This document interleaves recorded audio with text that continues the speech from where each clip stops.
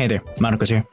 These are some supplemental recordings that either Alan or Josue and I recorded, when all three of us, the big three, weren't together. So I'm going to call these a different name for these episodes, these podcasts, or these releases, if you will. I'm going to call them LTS Out of Office. Okay?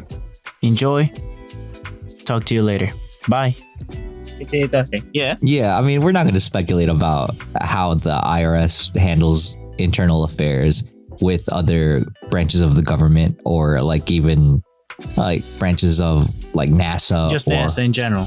Yeah, NASA, Homeland Security, and any other, internal clandestine groups that they might have on the payroll. Yeah, I'm just saying. Just NASA has to be like money pinching all day long. Well, I'm pretty sure they all have some sort of regular funding, but also people that donate, or OnlyFans? Maybe their version of OF. NASA launch OnlyFans. Bet that there's gonna be people coming in, like aliens giving, no, not even just the NASA. Like there was ironically a lot of whatchamacallit, there was at least one comedian, a female Puerto Rican comedian that worked for at least 11 years with NASA. And her running joke that she left NASA because she sneezed on the solar array by accident. She was fixing it and then she felt the tickle in her nose, sneezed, and it just blew her face mask and blew off her face mask and contaminated the solar array that was going to be sent to the ISS. And, she lost her contract. It's a contract really thing. That was our running joke. I don't know what the real thing is, but that she became a comedian. Like, how do you jump from what is it? Is a government job, right? A government job to being an independent contractor. I'd say comedians are independent contractors, right? I don't know if that are they? I thought they were like entertainers, right? But how would they file their papers? Hey, that's a good question. I feel like it's contractors. Maybe it is. Maybe they have some sort of contract with maybe a comedy group. Yeah, the comedy club that they go, or maybe they say they do shows on the road. Or maybe they have like a special on Comedy Central or HBO or something like that. Oh yeah, we're recording, by the way. That's cool.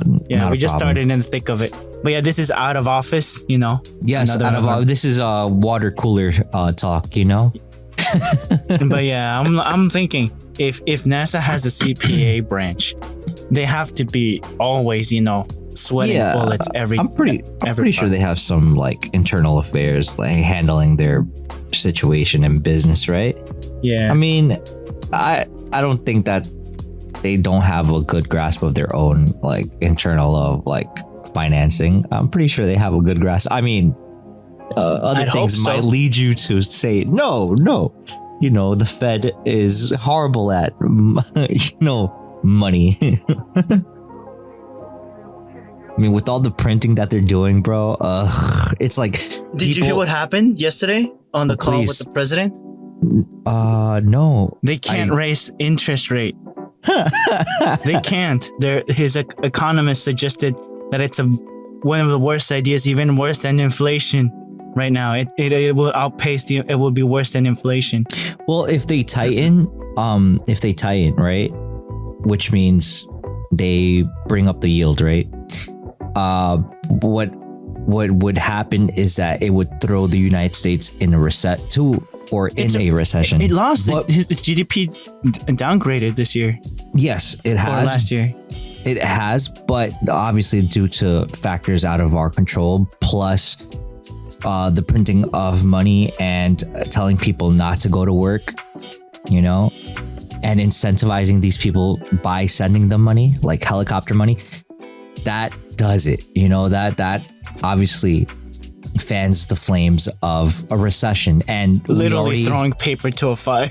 Right, and I don't know if you were aware, but they already, what was it, yesterday? They were doing, the first quarter information comes in, right? Mm-hmm. So the first 3 months of the year are already up, which that's the first quarter. of 2020.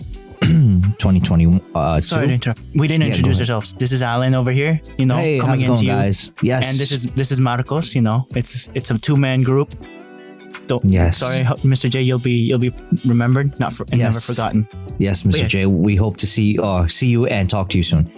Go for it. He's doing his studies and doing his things for his sensei studies, master studies. Cheers to him. Cheers. Salud. Okay, sorry. Salud. Yep. Continue. So the first quarter's up. First 3 months are done.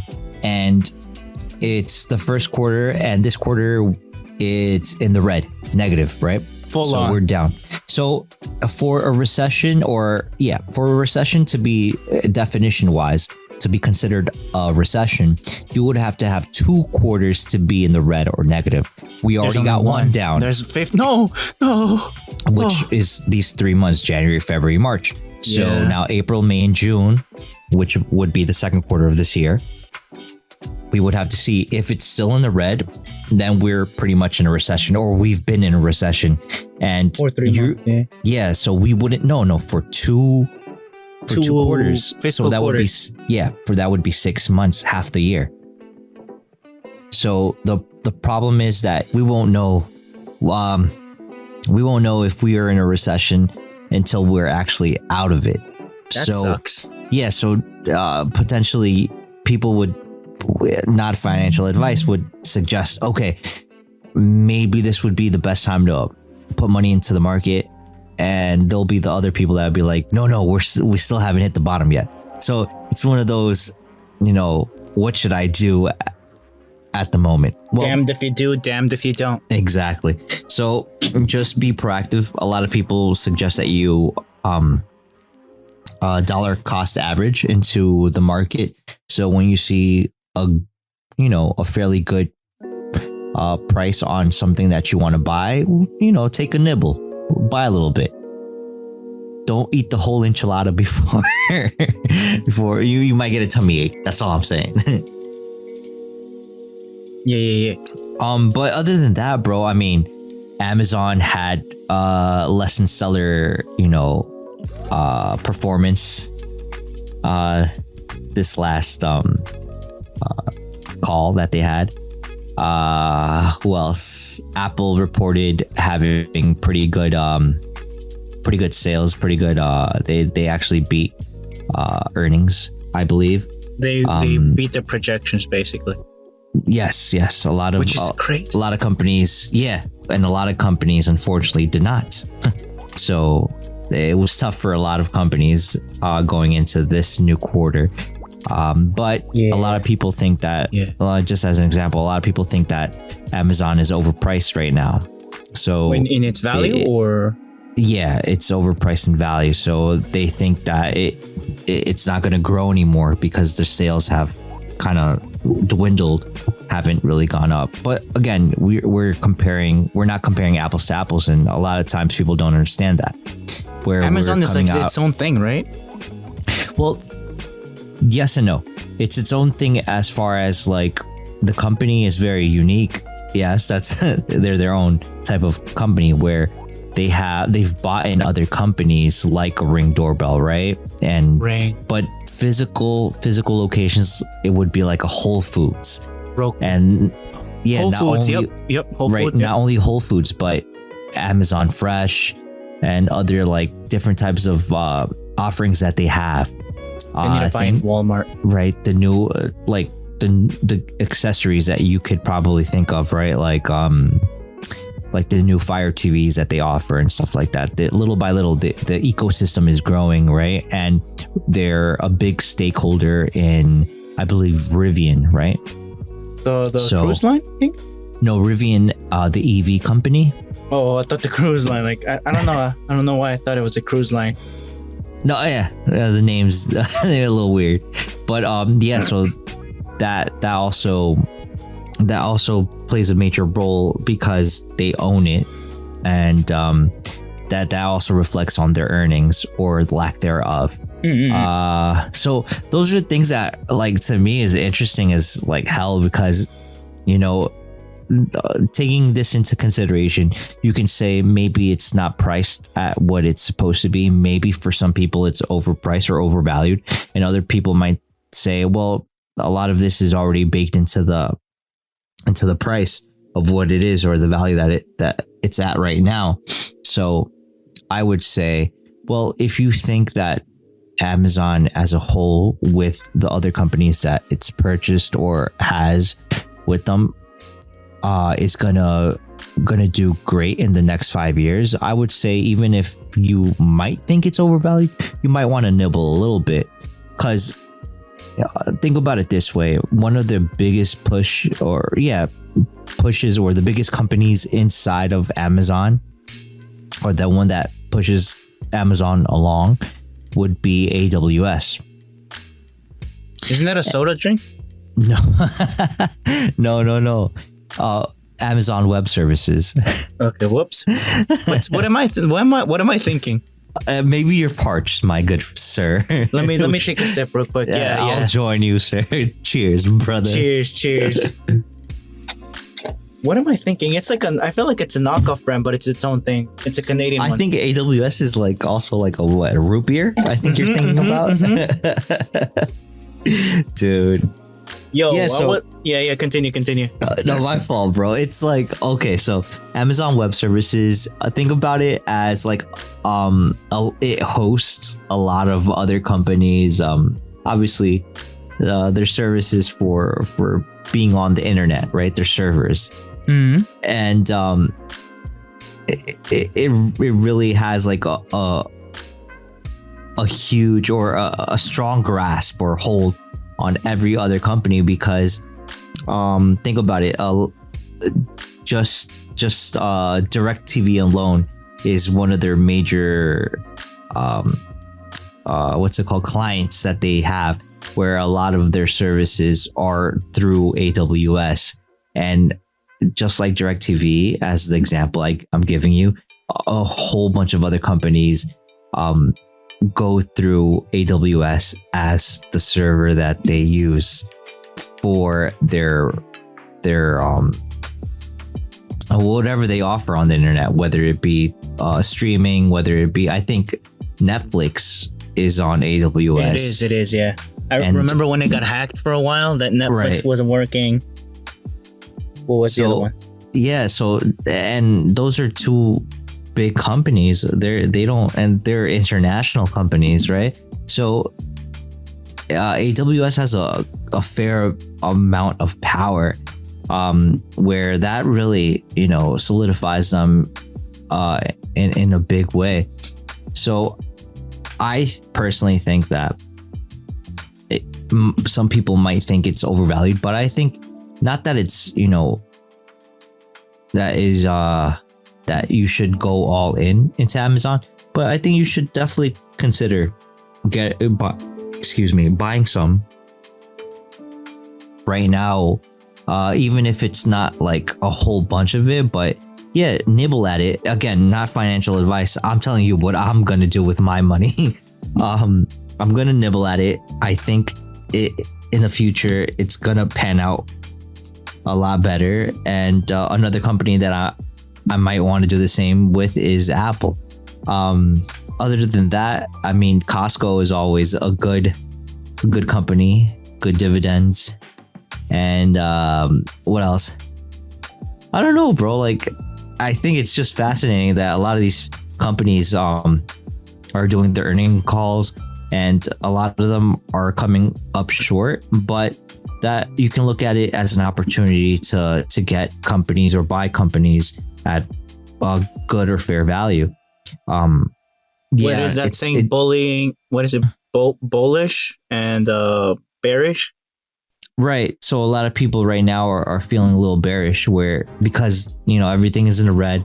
We're on the precipice of thinking we're in the middle of a recession. We don't know, or it's going to get worse before it gets better. So a lot of people, are a little tight on cash, and they don't want to give it up just to give it up and say, oh, I think this is the bottom, I'm going to buy right now, which for a lot of people, that might be what they're thinking, and they might actually go about it that way and start buying a whole bunch of stocks right now.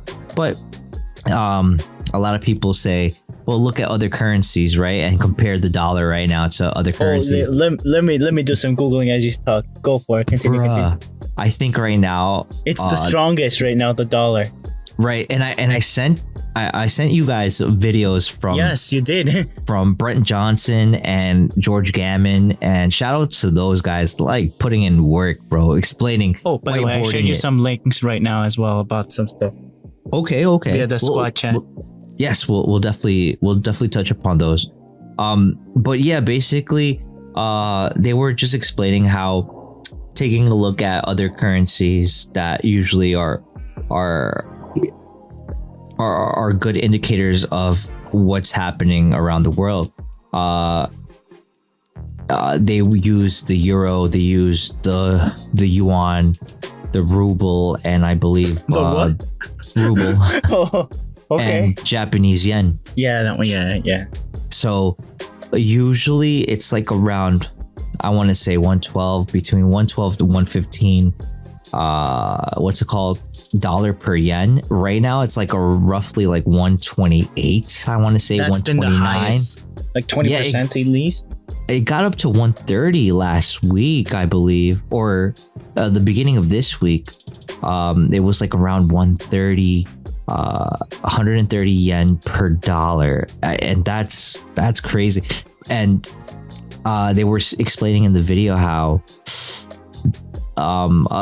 Japan's Fed, or their central bank, are considering giving out stimmy checks like they did over here in the US.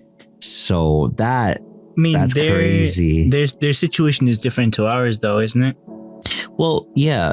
The major reason is that we are the United States is the world reserve currency. So that is, I guess you could say, the major issue, where Brent was basically explaining how we're sucking up all the liquidity, and everybody's basically hurting for cash because everything is basically all the debt is basically borrowed against or paid with dollars, and which helps here, but not to their country. Well, in theory, it helps here, and we're seeing it, but it doesn't mean that anything here for us is getting any cheaper. No, it isn't. Yeah. So that's why it's kind of like if we were to buy stuff in other countries that are hurting more than the US, we're not living there. Right? Exactly. Like we're basically like hurting. Or Philippines.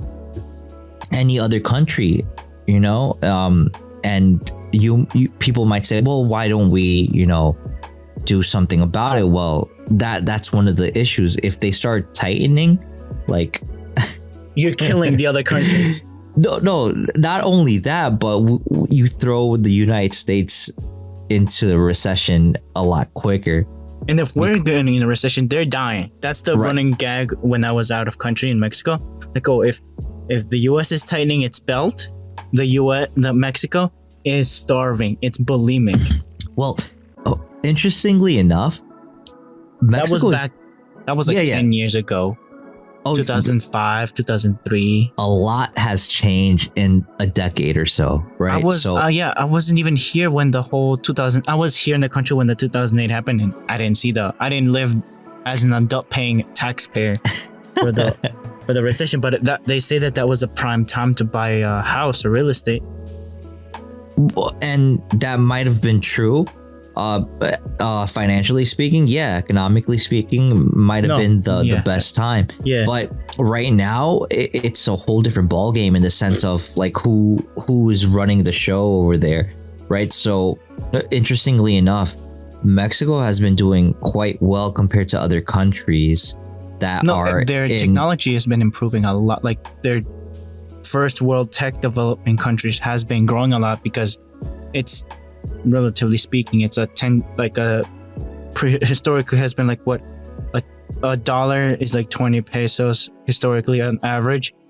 So imagine you putting US businesses over there and you're literally in one border. You don't even have to put boats or anything. So it's cheaper to prop up factories, all those things, tech factories specifically, and more with what was going on with China. Like it incentivized it even more, but it's always been going up. Like family members that on my mom's side were working for Volkswagen, like, yo, and they've been working there for like 20. They were already working 10 years there when I was there 10 years ago. So right now they have to be going up. They have to be going up. Yeah. Well, the like I was saying, interestingly enough, compared to other countries, it's been doing a lot better. And and one of the reasons, or one of the examples, is that if the yen is going, parabolic, where it's going to 128, 129 per dollar, the Mexican peso has been pretty much flat. Yeah, it's been steady. It hasn't dropped. Is that a good thing, or is that a bad thing as a growing economy? It's a good thing for them. It's a good thing. It indicates that stability, that they're not as reliant. And then you would have to go into the politics of what's going on over there to see what's really happening. So, taking into consideration that we're coming out of a global pandemic, they've been doing pretty well because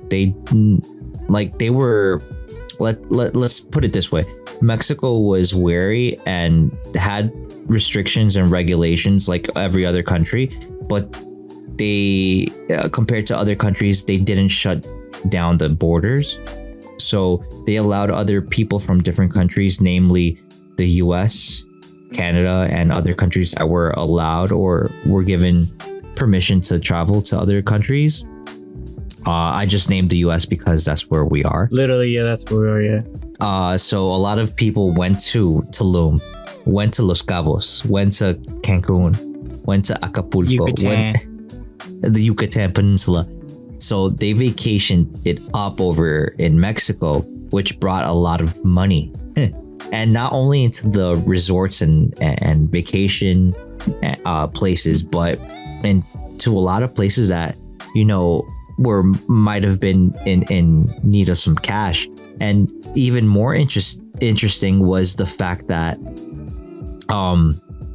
the person that's running the show, or in this case, the president of Mexico and his administration, have been systematically taking all the things that they've been acquiring from, I guess you can call the people that sell narcotics to other countries illegally, the street pharmacists. Oof. Yeah. So they've been taking those cars, planes, XYZ, repossessioning, if you will. Yeah, repoing, and then picking them apart and selling them. The precious metals, like over here. Right. So what they've been doing is that they've been selling those things and using that money to revitalize the economy in Mexico.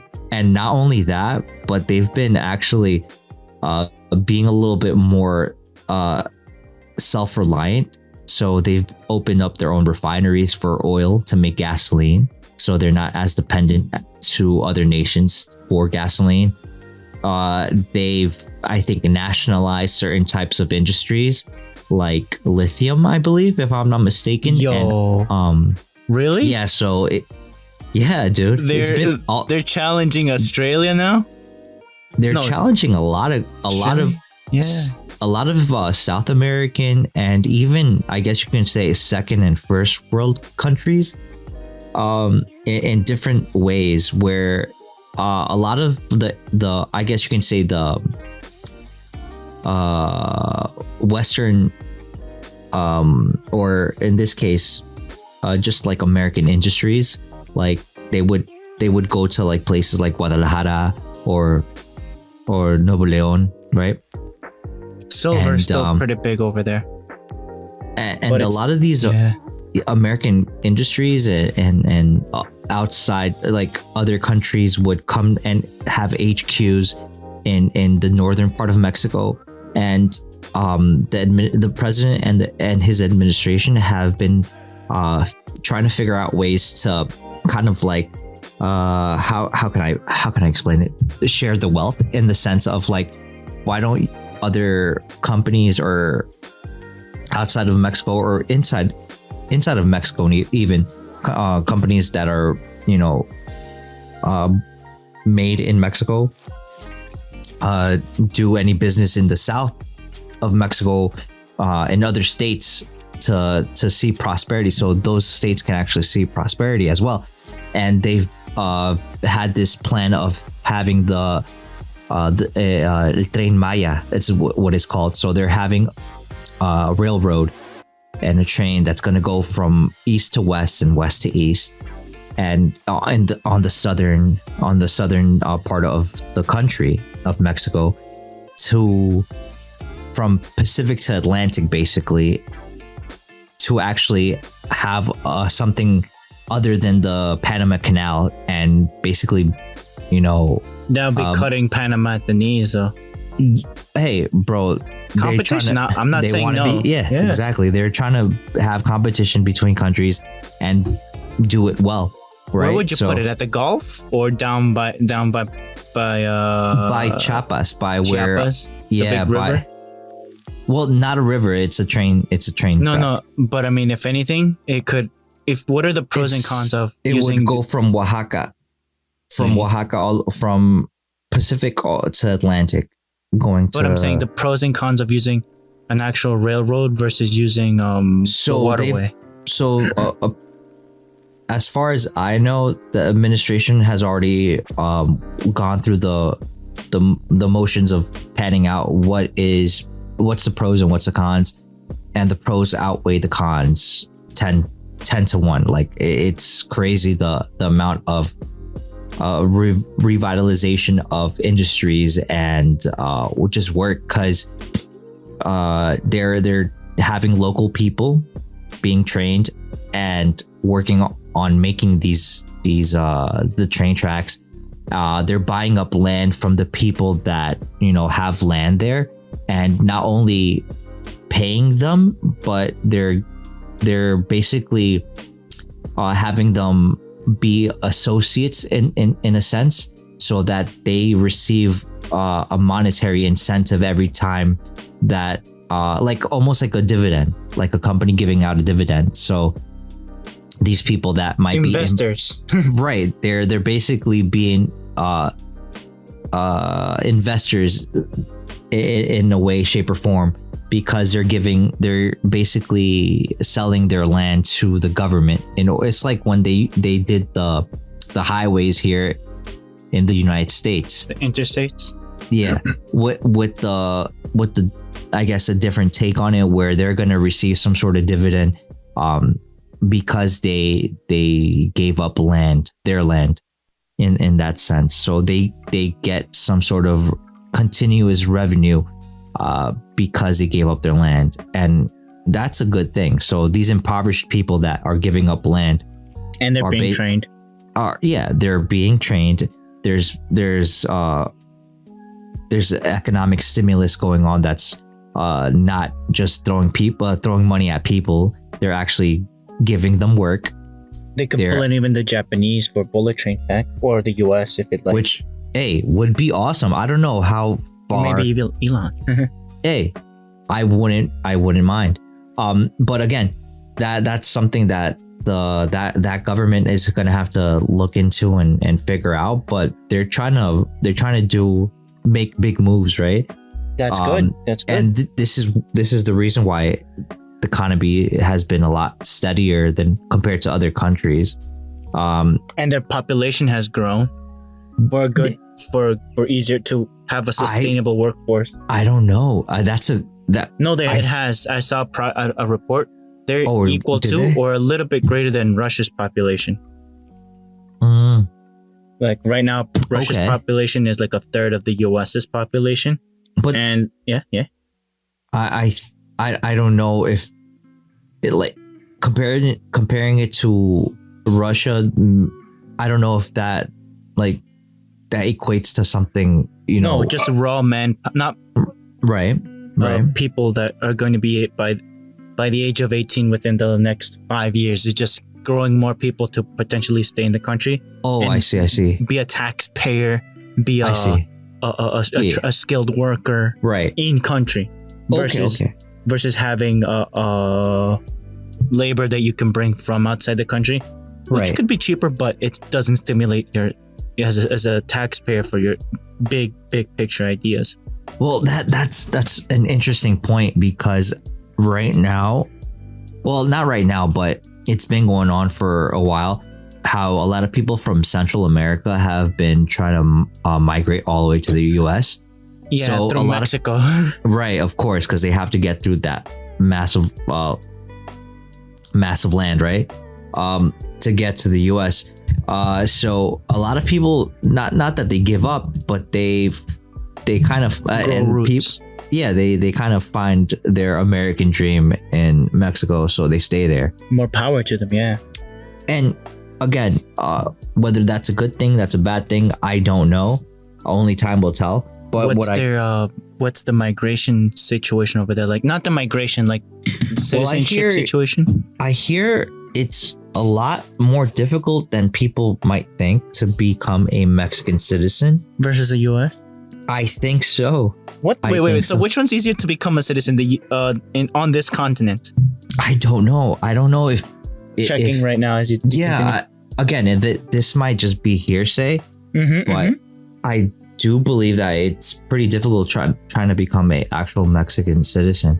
But that could just be my headcanon, or it could be a problem. Not that it's my headcanon, but I know that I heard that from someone somewhere.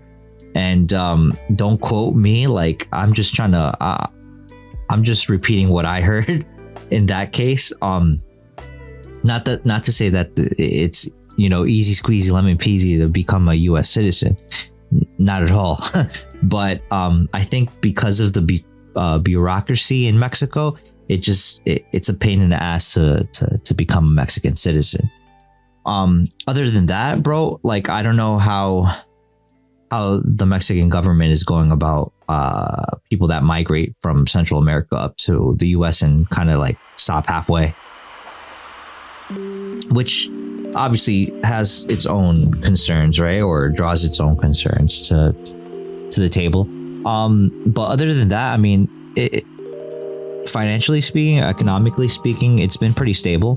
I think the president's wife and people of his administration have gone to Europe and have been politely asking for all the things that those countries took. Dividends, if you will. No, they took like gold and artifacts money from the Aztecs and the Mayans and the other people that used to live there, and are asking politely to give it back because it is part of the Mexican country, not their country. And see, I showed you the thing that's number one to become a citizen. You're gonna laugh what you just said. You just said something funny that it's like I'm scrolling down. No, like, oh no, really? It's this country? Wait, which one is it? Is it Spain. The railroad? Oh, Spain. Yes. Where's this one? Number one, the easiest, España. Number two. Can you tell me number two? Wait. Okay. So citizenship by blood, by birth, by marriage, by naturalization, exceptional achievements, military service, by investment. I like the investment one, to be quite honest. No, you're right. Easiest citizenships is Spain. Second one is Canada. Canada. Third one, DR. Yo. Fourth, Argentina. Oh, how's Argentina doing in your opinion? Argentina. I think it's doing pretty well. I could be wrong. Yeah. But I think it's doing pretty well compared to other. I mean, I think Chile is doing even better. Israel, Peru. I think a lot of countries in South America, a lot of people from different South American countries are migrating to Chile. Honduras. Where's Chile here? Because they're doing really well economically and in their industry. 7 is Paraguay, 8 is Bolivia, 9 is Ecuador, 10 is Honduras. Hardest citizenships. 1, the Vatican. Yeah, of course. I thought it was Second, North Italy. Korea. 3, Paulo. Where's that one? Palau. I'm sorry. Excuse I didn't even know me. what's. Yeah, People I from just spelled Palau, please, I apologize. Please. it. New Guinea? No, Equatorial Guinea? Equatorial Guinea, I think, right? Yeah. Andorra. Oh, there you Andorra. go. Andorra. Andorra. Ooh, Saudi Arabia. Saudi Arabia is pretty hard to get 6, China. right? Oh yes, Mr. Trump. China. 7 is China. 8 is San Marino. Where's that? I'm pretty sure maybe it's the Mediterranean. Well, I don't know. okay, yeah. I What could does be it say? wrong. What does it say right below it? Something the world what? In It the says world. San Marino is the smallest country in the world, nestled within Italy, with just a population of 33,000 residents. Ooh. Damn, that's small. But yeah, it's in the Mediterranean. Number 9 is the United Arab Emirates. Ooh. Number 10 is Bhutan. Bhutan. Switzerland, of course. 11 is Switzerland. I wouldn't be surprised. And yes, that's all of them. You heard what Switzerland is doing right now with trying to join NATO along with Poland? No, Finland or Poland? I think it's Poland. Yo, now switching to that, I didn't know that that they didn't belong to NATO, but they were rocking some benefits of saying we could join, we could not join. They were trying to dip their fingers on both sides, aren't they? Well, I don't know. I don't know how probable that might be, if that's going to actually happen. I don't know if that would be a pro or a con, but definitely it's like having them as allies is a lot better than having them as enemies. But then I don't know how that type of polemic would work out in Eastern Europe. That would be a problem probably for them. Being surrounded by maybe not the friendliest country that right now is attacking one of their neighbors. Yeah. But yeah, I mean, again, I don't know where Mexico ranks as far as like the hardest country to become a citizen, but I did hear that it's not the easiest. As far as the railroad that they're using, the technology and stuff like that, I hope it's something along the lines of like bullet trains, because that would be awesome. Yo, man, I can't wait until the bullet train in Mexico. And in general. to be quite honest, it would not only will it help financially or economically for the people that live in and around those areas, because it would bring them up economically speaking. Rise up. Yeah, business would boom, commerce would be a lot better, and I hope it doesn't separate the weak, the less, economically strong versus, like, I hope it doesn't separate the gap, because that's how it's been for historically over there. Like, oh yeah, you get up there, of course, you kick the ladder, Well, that's the thing. The reason why burn bridges easy over there. The reason why the president is doing that in the south of the country is because it's been historically, disproportioned for a long time. The north part of Mexico and the south. This is the reason why he's putting the railroad, or why he's having the railroad built in the south part of the country, because it would help out with the disparity of poor, or the people that have and have not, right? Mm-hmm. So that's a good thing. I truly believe that's a good thing. And being that people are getting, to work and earn money, it will hopefully deter them to be associated with people that are in a syndicate of crime. What? So, Oh yeah. Oof. Yeah. So that's a good thing, having people work and earn an honest living instead of depending on maybe not so savory type of industries. Because it's your only option sometimes, and that sucks. Another thing that his administration and the president have been doing down there is telling the out of country companies like a Walmart, like a Sam's Club, like XYZ companies at Home Depot or whatever the case is, that set up their stores over there, their physical locations. The metropolis? Apparently they weren't paying taxes down there. Yeah. Huh? They weren't paying. What? Yeah, they weren't paying taxes down there. They were.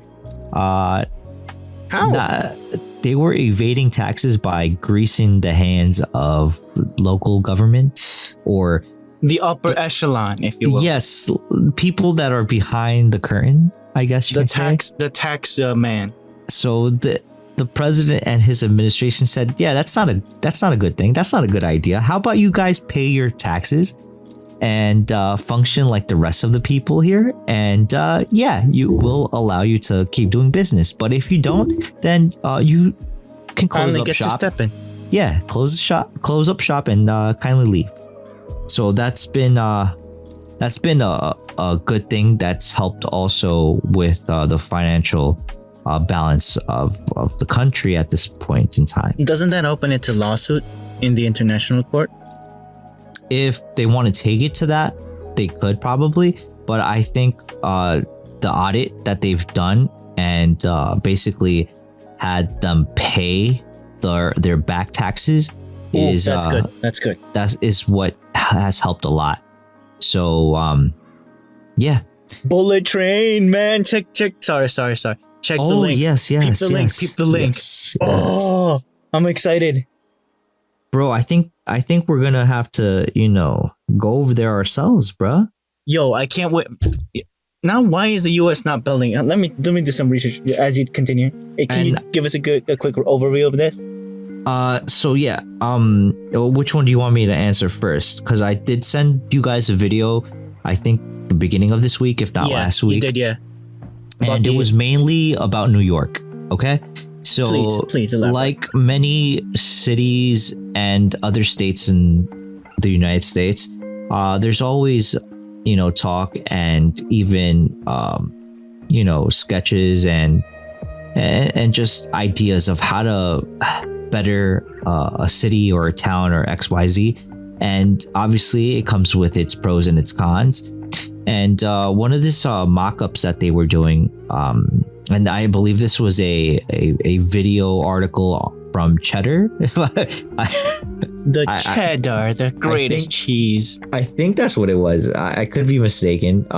If I find it, I will definitely quote it a little bit. Yeah, you can just better. repost it in the squad chat. That way we can have it if you want in the notes. Yeah. So basically, what the video was about was one person, and I don't know what his forte was or what he studied. It wasn't finance though. I think it was more of I don't know if it was civil engineering or whatnot.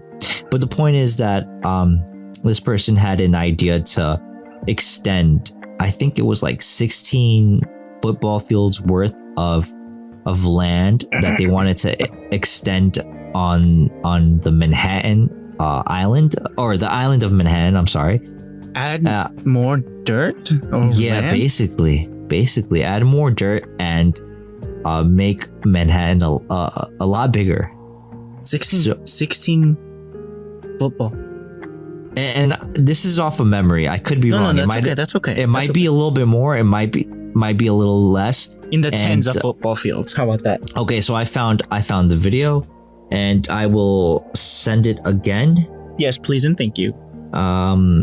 And basically, what this person was suggesting is to add more land to the island of Manhattan in order for it to, in his thoughts or idea, in his head canon, yes, to help with living accommodations for people that perhaps might not.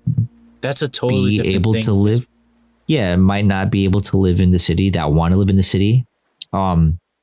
So I mean, again, has pros, it has cons, and like his plan, there's many other plans that are brought to the city's attention that could happen. But one of the big drawbacks and cons that a lot of people bring up is that New York City isn't known for its speedy and fast construction and just building stuff anymore. It because peaked like in the 80s, I think even earlier, because of unions and stuff like that, it takes a lot longer.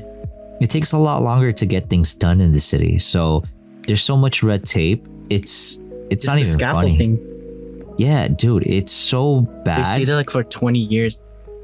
Yeah, it's so bad that like a lot of times the projects don't even, it takes years for a single project to actually be completed or accomplished.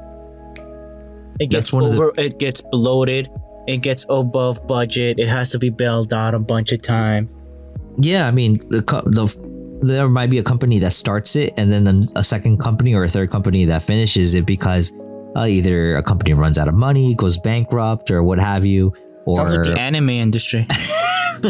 I mean, I don't know how much they compare to each other, but it's not. Yeah, it's bad. It isn't good. But it's an interesting idea. I think it would be awesome. I think one of the major things that New York City could do, it would probably upgrade their subway system. They're over 100 years old, I think, aren't they? And I mean, they could take a cue from South Korea or Japan or China, but because those are newer cities compared to New York City, it's like the infrastructure and the foundations are a lot older. They would have to, I don't know, they would have to do some magic there to like give it like some extra loving. A building marvel. Yeah, because I don't know if the last time you've been down in a subway system down in the city, but it isn't the best. It's because it's an update upon an old yeah, I think ground. They finished it in the early 1800s, right? Yeah, when did Grand Central open? No, I'm like no, but I think it was like the 80s, right, when they completed, or the 70s. Thing?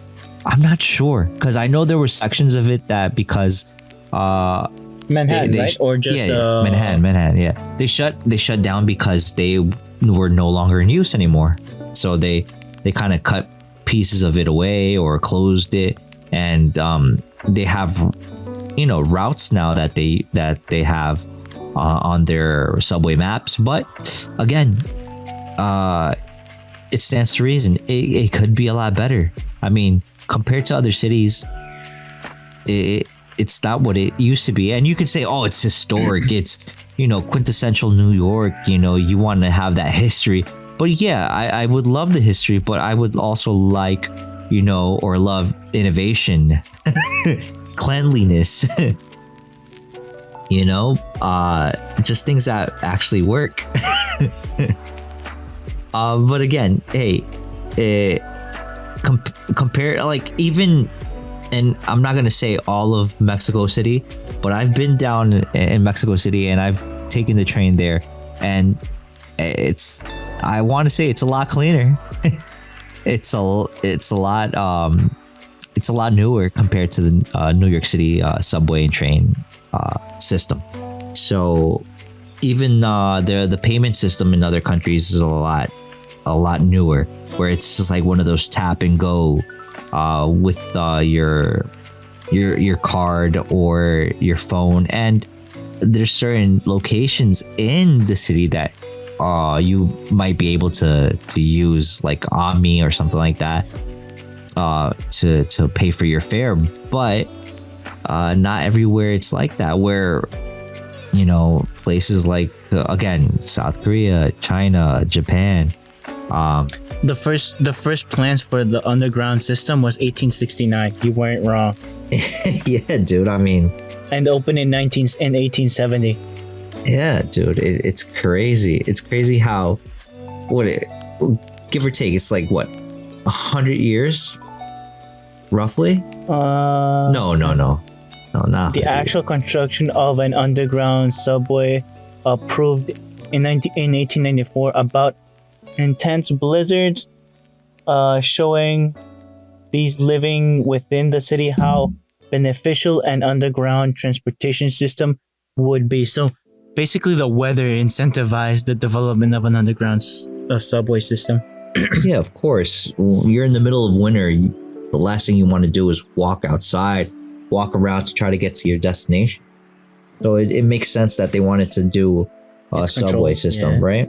And then subway, yeah, and then connecting it to connecting it from all the boroughs, right? Mm-hmm. So you want to go from Queens to Brooklyn, or from Brooklyn to Long Island, or to the Bronx, right? Outward, north, south. Yeah, so have the Amtrak go by. It makes sense to have a system like that, but also it just means that they were I guess you can say they were not ahead of their time, but they were at the precipice of transportation, public transportation in that generation, in that era. So October 27th, 1904. Yeah, guess how much train routes cost? I'm pretty sure it was like a nickel or a penny or two. A nickel? How did you know? 5 cents per ticket per ride. Inflation is one hell of a drug. Oh. Yes. Oh my gosh. Yeah, dude. Yeah, Yo. It's crazy. It's crazy to think about that, man. It's like if back in the day they were like the epitome of, a crown jewel. Yeah, a crown jewel. Absolutely, a crown jewel. Well said, Marcos. Like, where fast forward 100 years, that technology is outdated and obsolete. It's lost its luster. Right, and you can call it historic, but when there's a fine line between historic and just old and crappy, out of date. You can update a piece of history, but it doesn't mean it's gonna keep up with the time, with the requirements. Right. How can you maintain that though, in order to show your history, but also economically? What wins out? What should win out? I think that there's a give and take, right? I think that there are systems. I'm pretty sure there's countries that have figured it out, and I'm not suggesting that we implement everything and anything that other countries do in their countries to solve our problems. But we can take cues from them and learn from them and see what we can implement. Yeah. Because obviously Tokyo will never be New York City. And it helps. I don't want to be cynical, but it helps that, like the France one, the Europe one, they kind of got bombed out. Right. I want to say like the Netherlands, it will never be, the US, right? Or France or Spain or England will never be, the old world got bombed out because of WW2. But so they had even then, okay, fair enough. A lot of their cities were decimated and they had to rebuild, and obviously that kind of also gave them a sort of opportunity to rebuild in a way that they would be interconnected in some way, shape, or form, because the countries are so close to each other. And they're, compared to the size of the US, they're a lot smaller. Is Europe smaller than the US?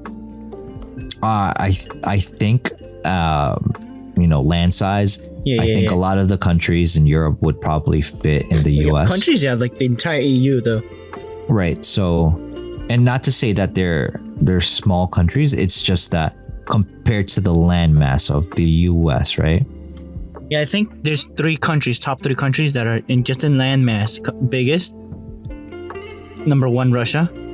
Number 2, yes. Canada. Number 3, US. Right. I mean, a lot of countries probably, like a lot of like smaller European countries would probably fit, like a state a state in the United States probably be as big as a country in Texas in could Europe. fit a couple. Right.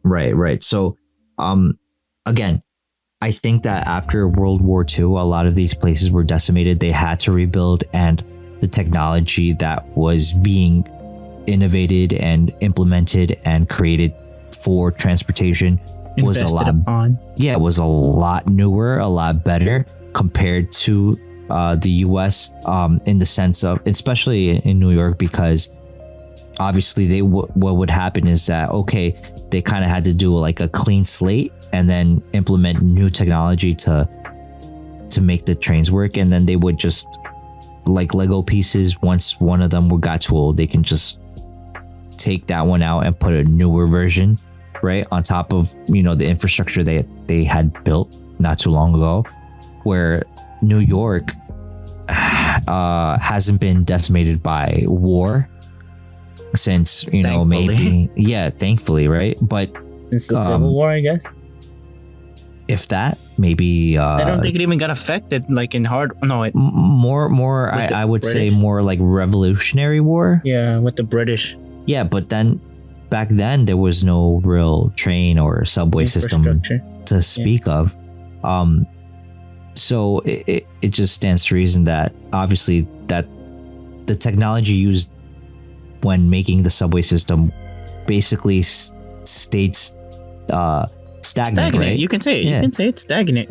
Yeah, it stayed the same for quite a while, and there were no real updates or upgrades besides maybe the crates, the train cars.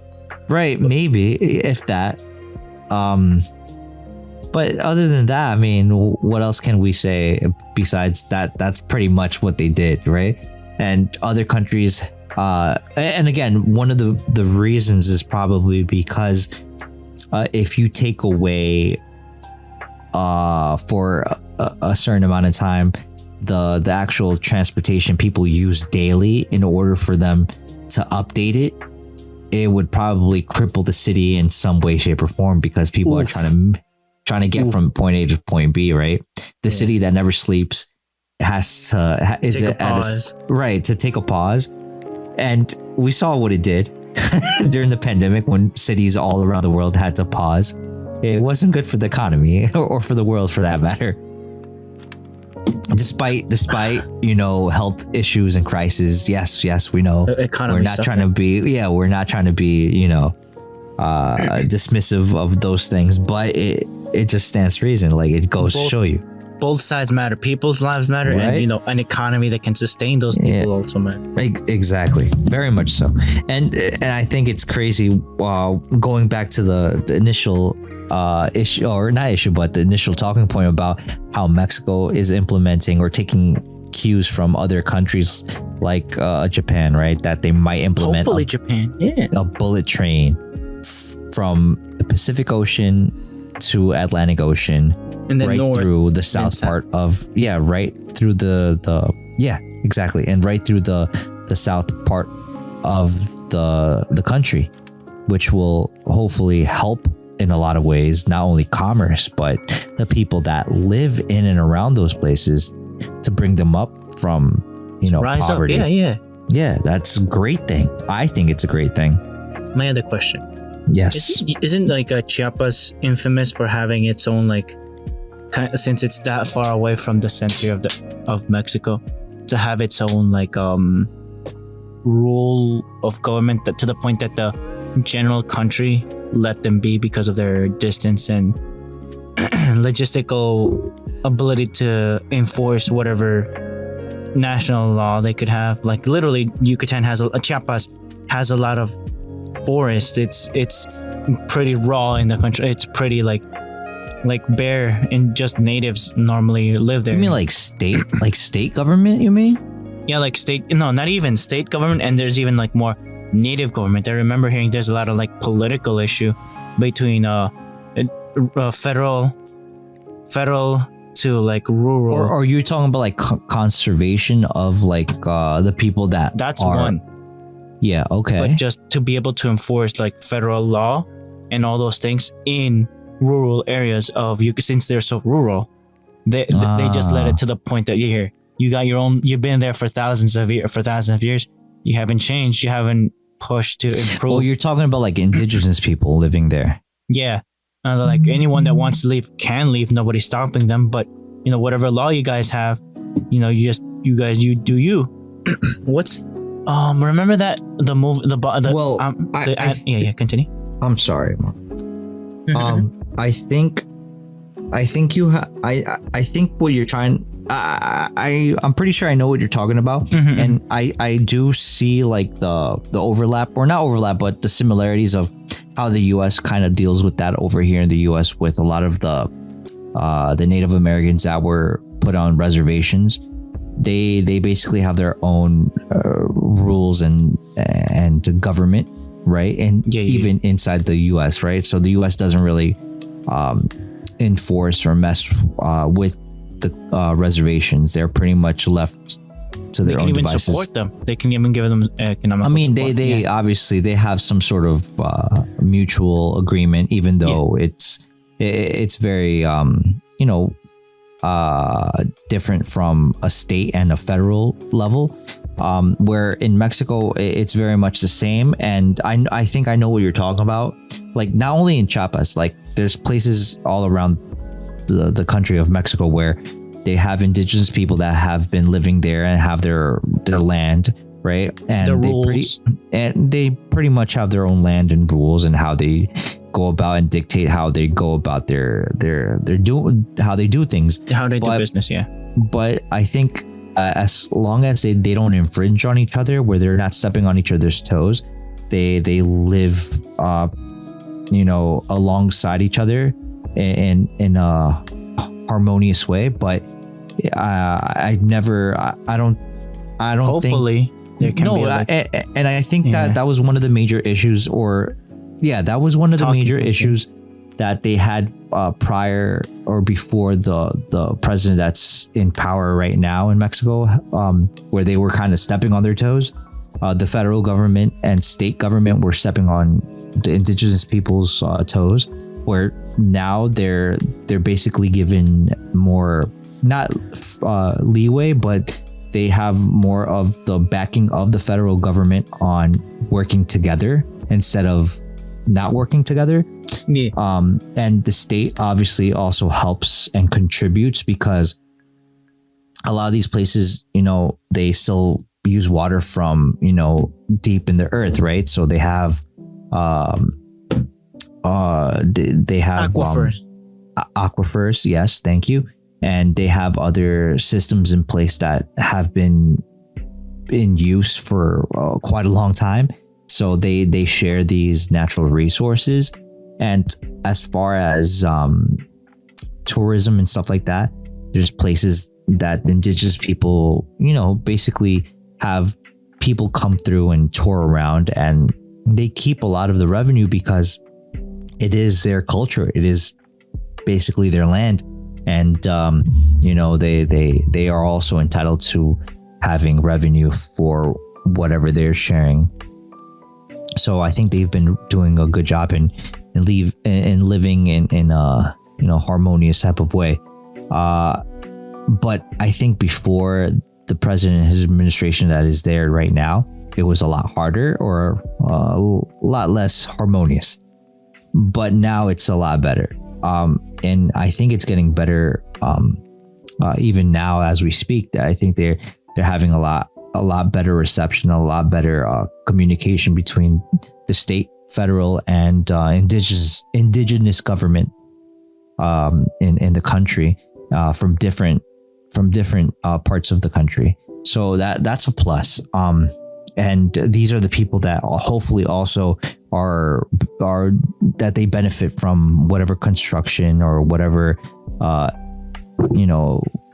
advancements that they have in the country, whether it be the train system that you're putting up or any other industry or company, or even that can come with the train. Right. Or commerce. Yes, absolutely. Commerce is a big thing. If they put up their own stores or whatever the case is, it's a good thing. It's absolutely a good thing. Check the thing that I just sent you. Okay. And that's one of the reasons, because of personal experience. Oh, okay. That's one of the reasons that I got stopped at the airport. NAFTA, you say?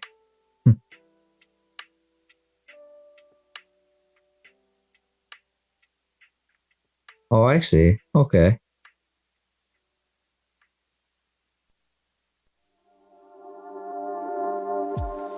Oh, okay. Yeah, again, I think they've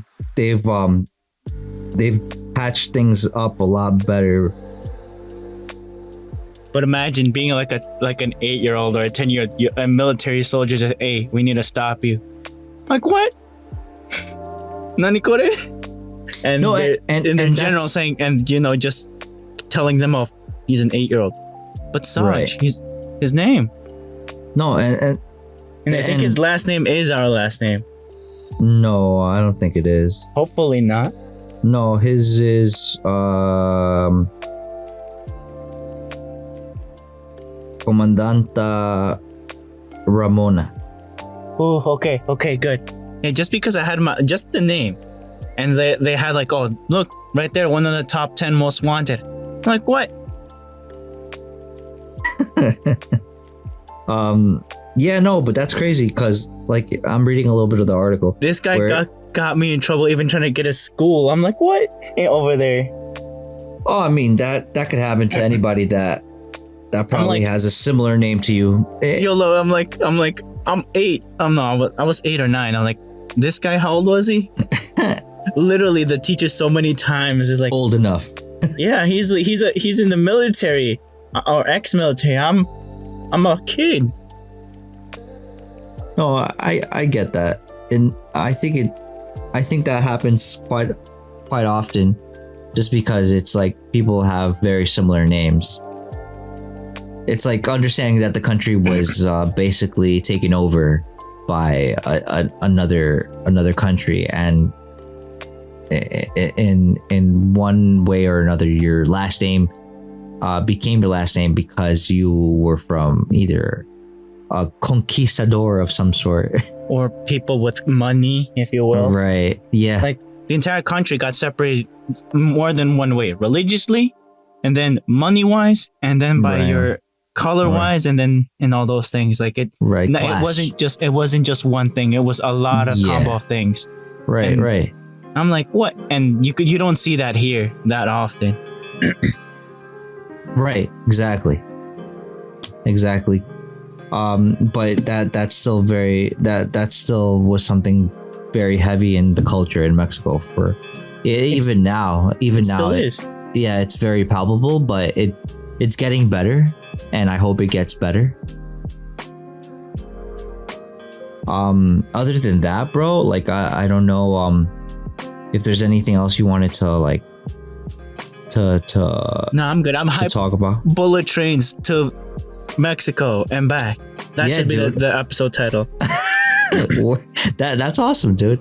Have you been keeping up with anything anime or manga wise? Anime. I'm still. Oh wait. Oh yeah. Hold up. Let's call it in with the segment. Hold up. Here you go. For you. Oh, for moi? Ladies and gentlemen, welcome to the anime segment.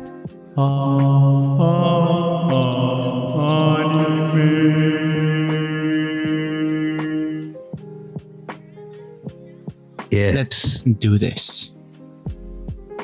Anything new with you, Well, Marquitos? Well, I haven't been trying to keep up with the newest episodes mainly because I was. Let me just remind you. Like for example, yesterday I was busy and I went to sleep late and I woke up today at 4:20 in the morning. I was angry at myself. I was like, should I just watch anime? No, I almost slapped myself. Like, go to sleep, you fool. And I had to sleep again. I woke up until like 9 or 10. I'm triggered already. Like my bodies are like biologically. I'm late for something. Oh, it's Saturday. Fuck. And then I just go back to sleep. Really? Yeah, I got angry at myself. Like, no, you fool. You gotta go to sleep. Oh, see. Like I had to force myself, and I did pass out. And But yeah, like I've been prioritizing sleep but I've only been trying to keep up with dub anime, unfortunately.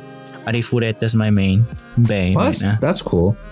There's What a about lot of new simuldubs that they've been offering from the new spring season Like what? on Like what? Crunchyroll. I think it's Spy X Family, Die. The Skeleton Knight. What's it called? The one that looks like what's it called? The Overlord one? The far away. No, the skeleton paladin, something like that. Something like that. Skeleton Knight in Another World, I think. Yeah. The other one is, I think, the Greatest Demon Lord is reborn as a typical nobody. Shikimori is not just a cutie. The knockout. We Right. reincarnated in another world with a total knockout or something like that. Right. Haren-san wa Haki Ranai. I Bless think you. that's. Thank you. I think that's how it goes, but it's the one that's similar to Uzaki. Oh, not Uzaki-chan. I'm sorry. To What? not Uzaki-chan. I think it's like a mix of Uzaki-chan with Komi Can't Communicate. Okay. So that's the one I think Josue mentioned last recording. Mm-hmm. So that's another one. I think it's being simul-dubbed. I don't know what else that I can think of. I think that's pretty much. I mean, pretty sure most, if not all, of the new season, spring season, is being simul-dubbed. Thank the Lord. So you might have like 3 to 4 episodes that you might be able to just consume in Weren't we one talking fell about swoop. that like some unions over here were having beef with like some Japanese companies that they weren't giving them the ability to dub, or they were underpaying them or something like that. Were they? Yeah, like they're like the union over here. Some of the companies that do dubbing in the U.S. or specifically in the U.S. they belong to SAG, and over there in Japan they don't believe in those kinds of things. They believe that their workers should be all like into one company. Like let's say Bones. Let's say Bones. They should have their team of dubbers and all those things. Or say Crunchyroll. They would send them to Crunchyroll and they would have their own group of dubbers. But slowly but surely, their workforce that were dubbers would get their SAG cards, because it's for an association, like a union, if you will. And because of those unions, they couldn't sustain him. This is hearsay, and I need to do proper research to that. But they weren't able to pay them, keep them up to the regulations that SAG was requesting, or having the amount of breaks, or having the amount of work ready, because the way that and the union in the US works, that kind of union works in the US is different compared to the release style that the Japanese one, and to what the market is demanding of the consumers that use dub. So the way that they were saying that it slowed down specifically for Crunchyroll was that they were able to get their hold off the dubbing for a while and get their systems organized, because Funimation had a style already, and all of those workers already had some SAG cards, and I don't know how they did it, but they managed to organize them, and they were transferring them to Crunchyroll, and they were trying to get that into play. But there was always an issue to get just the dubbing companies with workers that have SAG cards, like, or belong to a union, if you will. So I found that part like, oh no, that's another thing I didn't think about it, like sustaining a business as a dubbing company. I thought that was like a work of passion. It is, but I'm saying that they gotta stay fed. Oh, I see. I didn't think about that. I'm like, no, I just wanted to hear anime in English, but no, it's a whole thing that I didn't expect. So hopefully Crunchyroll and all those guys have gotten their ducks, lined up and all those things. That's my hearsay. Like, Right. the back end, the anime is beautiful and everything, but hopefully it could sustain the workers to make more dubbed anime. I'm not saying the dumping is good. I'm just saying, it can sustain an economy. No, I understand. I understand what you're saying. Yeah, that's pretty. I guess that's a pretty rough situation people have going on there, and I don't think that it's gonna be an easy fix. But yeah, I don't know how much government intervention is gonna actually help. But I do hope that the companies kind of come to the realization that maybe it's not the best idea. Working your people, to death. Maybe not the best idea. So SAG is a federal thing? Yeah, go ahead. I don't know if it's a federal thing, but I'll do I research. think it's like a union, right? Yeah. For the talent. Yeah. But even then, it's like you can opt out of or not participate in the actual union, but I don't know how that would work, or if there's a third party perhaps. I'm not quite sure. But other than that, bro, like maybe there's something that could be done. Because I'm drawing a blank. The demand is there. Obviously, the demand is there. It's just like organizing them on the back end to sustain the workers. Yeah, but I mean, there's people that, I mean, I think we tend to forget that there's a lot of people that work for because it's their passion, and they don't see their work equate to a denomination. Yeah, a denomination in money, like how that might be.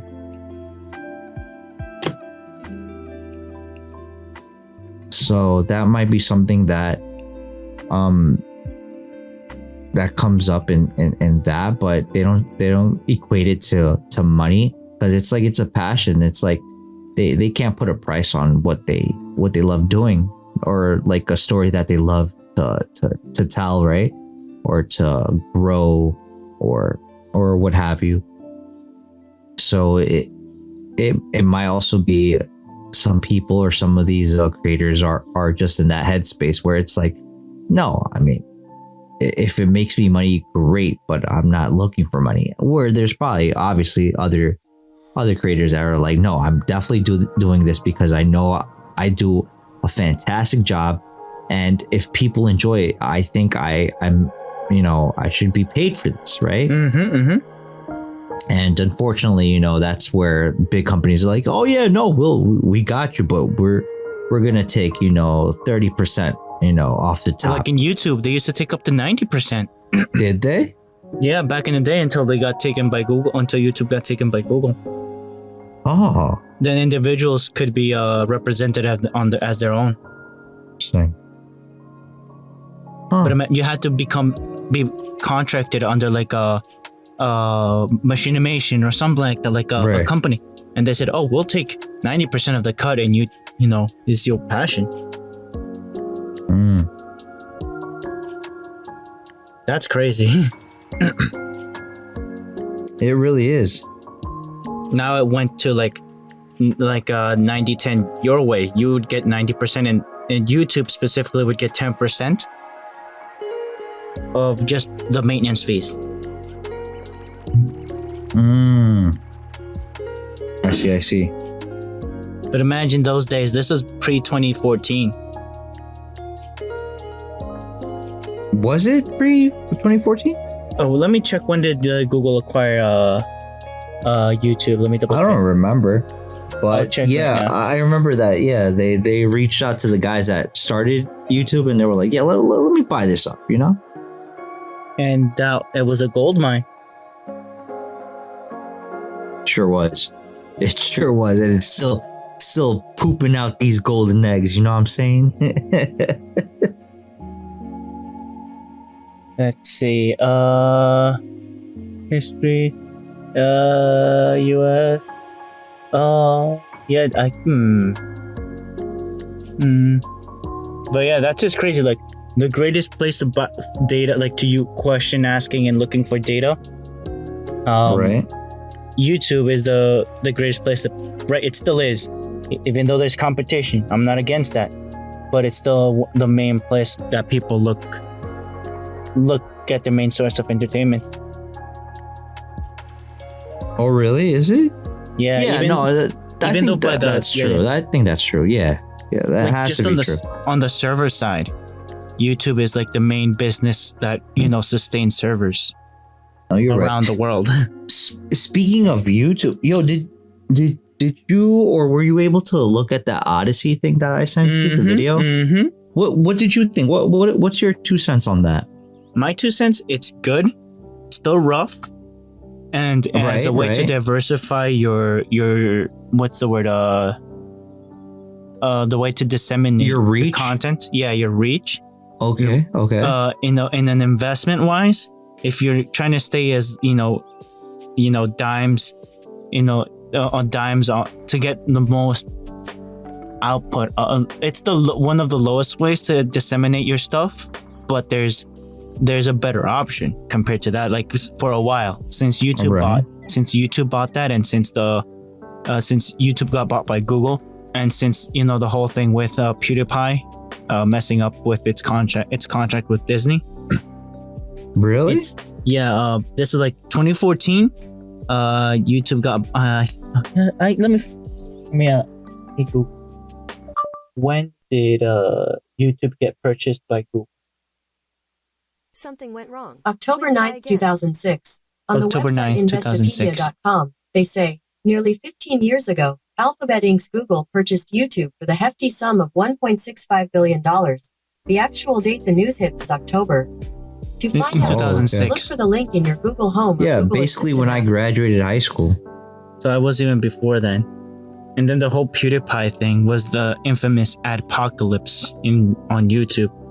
But for what I was in college when I was listening to podcasts like 2013, early 2012, late 2012, early 2013. And they were saying it's great and all, having YouTube. Back in the day, they used to have tip jars. I don't know if you ever knew that YouTube has to have a tip jar where you can literally input your money. May that be PayPal, may that be, I don't think crypto was a thing as well. Really? Yeah, 2013, 2014, it was so cheap to get cryptocurrency back then. Oh yeah, definitely The was. only thing, my classmates were like, yo, get into this cryptocurrency. Like, what is this? It sounds like a scam. Like, nah. Right now it was like, you can do that on your laptop. Imagine a regular laptop could Bitcoin mine. Right. That's crazy. In 2013, you can do that. You can let it run and go to class and have like half a coin, or run it for the whole day, and you can be having a whole coin on a regular like a $1,000 laptop. I'm not saying that's cheap, but still, the point of entry was so much lower.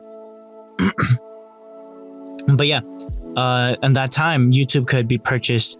You could invest on your favorite creators directly on Google, on YouTube, and follow the YouTube algorithm. But even since that happened, I don't know if I keep referencing one of my favorite content creators is Rooster Teeth. They always said, like, YouTube is great and all, but it's never gonna. Let's hope that it stays forever. But we're gonna be realists and say it's not. We're gonna launch our website. Since they were older than YouTube technically. They launched different websites and they stuck with the RT one just for a joke, and they've kept it, and they've launched other websites and dual launch content on YouTube and on their website. So my investment long term, and I think it's cheaper to have your own domain now versus then back in the day. You're better off doing your own website. Okay. And you're not stringent to different rules of the website. It's your own website. Right. But is that because you're also paying for your own server? Yeah, it depends on your package. You can I see. You can have it on it's custom. You can do whatever you want there. You can get deals. Right. Or you can get it's ads. your own domain basically. Your ads, you can put whatever ads people reach out to you.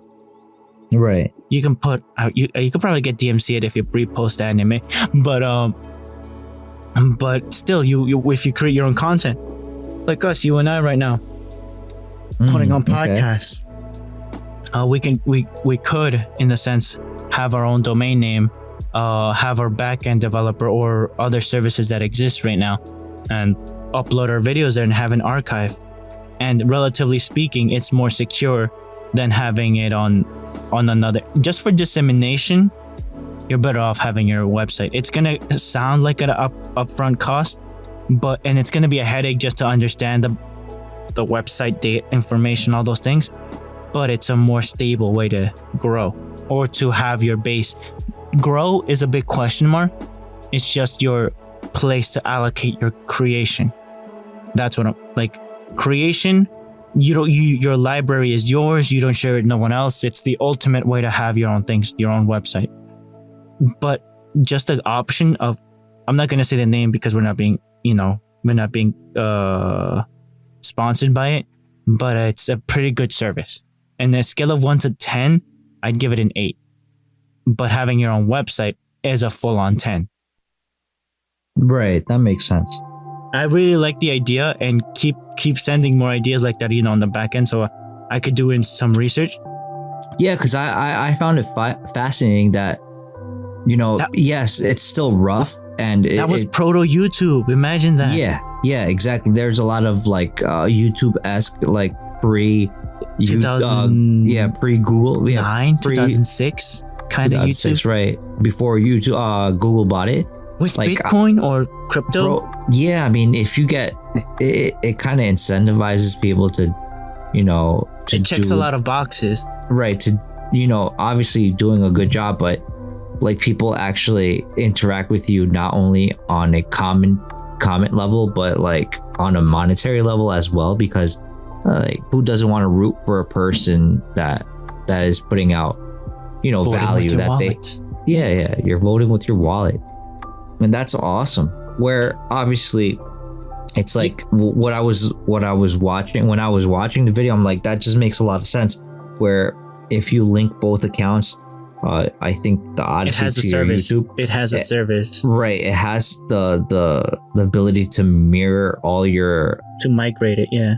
Right, to Odysee in order for you just to have it on both, and you can have it on both, and not that you're gonna make the same amount of money, but you're able to capture another audience in that way. You're diversifying your portfolio. The only benefit that you have there is that you're dipping your toes into another pool of potential followers. Exactly. And then obviously, if for whatever reason YouTube just disappears tomorrow, like you have any could disappear tomorrow, right? That's the thing. Or they shut you down, you're able to have one outlet where you can actually reach out to people and be like, hey, listen, they shut me down over there, check me out over here in the meantime while I get this squared away or and your resolved. Portfolio still there, or your archive. Yeah. So I think it's potentially a really a good alternative where it hopefully has the potential to get better and grow, and maybe gets more usable. Yeah, it'll definitely grow. Yeah, and more adopted by more people. It might be a definite, we should consider it a little bit more. But until then, guys, please check us out on YouTube. I'll do some more research for a website, and if anything, because we can definitely do something like that too. I'm gonna do a website research stuff, because that one is way more secure, because you're paying for it. The whole thing of you having YouTube, I think you could do the same thing, migrate it, but again, you're paying up the cost of maintaining it and all those things. Versus YouTube or this other website could probably get deals for having servers. Okay. That's the only benefit I can hear. The server maintenance, the server costs, the archive organization, the security. YouTube. I haven't heard of YouTube being hacked, but still, that's an option. That's a possibility. The other website, same deal. And then your website, you have the back-end management, full-on granular control, and you can cut off at the pass any instances of potential hacking. Right. And you're up to date. You're up to date with your posts there. You can post, like, there's just a lot of things.